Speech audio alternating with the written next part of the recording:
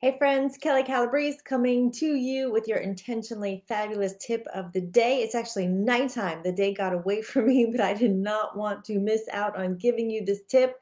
I know it's almost morning for our European friends, so that's awesome.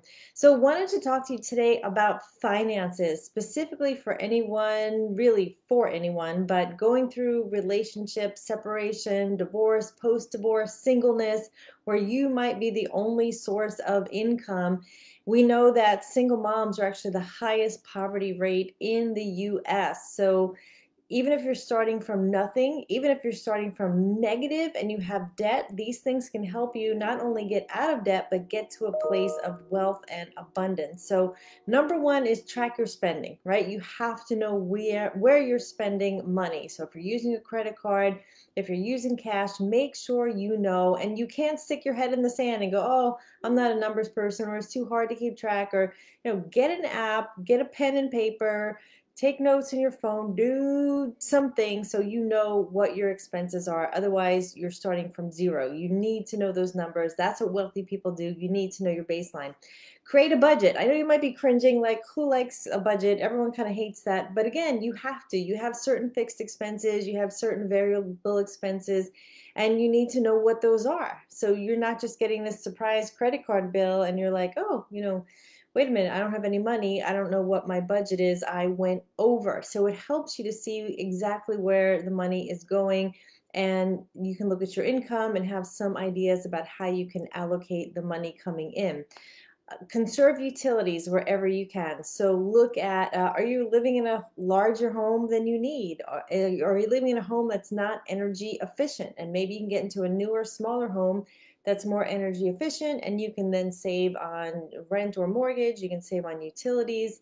Even calling your service providers. So another tip would be to shop things like your cable, your health insurance, auto insurance.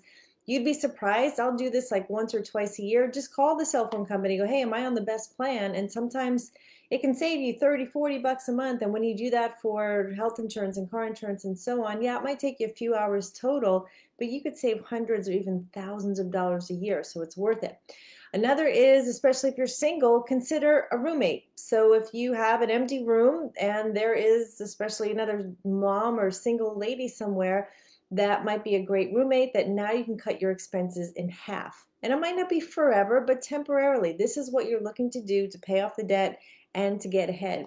Another is you can refinance. So if you have debt, whether it's credit card debt, mortgage debt, loans, you can refinance. And especially right now, interest rates are lower. Oh my goodness, so low. It's almost free money.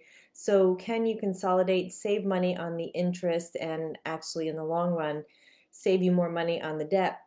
Another is consolidating all the debt, putting it in one place. So if you can get one loan and put it all together, and this way you have one payment, easier to track, lower interest rate, that will be awesome.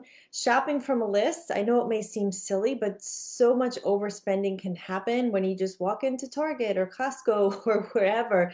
Literally thousands of dollars can be overspent in those places because our eyes get big when we get in there, and all of a sudden we think we need all these things that we didn't even realize existed until we walked into the store and saw them. So you need to put some boundaries on the spending, right? So shopping from a list really helps, and there's all kinds of tips like don't go into a store hungry. You just wind up spending more, buying more.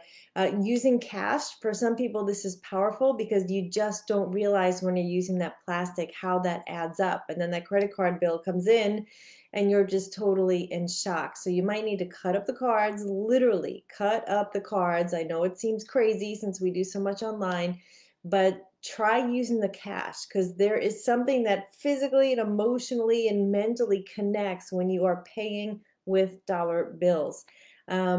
So pay down the debts as much as possible. Start with the smaller ones and then pay off the bigger ones so that you don't have so many little, for example, department store debts and so on. Get rid of the small ones, and then you will see yourself making progress. And I would also say barter. If there's something that you do that you can barter with someone, for example, if you're a hairdresser and you can barter with a landscaper, or if you do bookkeeping and you want to barter with your dentist, something you might be able to save somebody from going out where it's a win-win. You're doing what you love, they're doing what they love, and you both feel like you're getting the best end of the deal. And finally, I will say to spend where you see value. So for example, if you say, I am a skincare snob, then okay, use your blow money on skincare and have zero guilt and blow the money there. But then if you're not using the gym membership and you're not paying for the subscriptions and maybe some of the other convenience things that you do, like dry cleaning or having someone walk the dog or delivery or restaurants, you can cut out in other places. So spend where you see value. Figure out where that is. If you're a health person, then you might do a high-end gym membership, but then cut out, getting the new technology or cable TV or something else. And so those are a couple tips. I hope that they help you to get your finances in order. So many people just grow up with false ideas about money that really put them in a place of scarcity and a poverty mindset.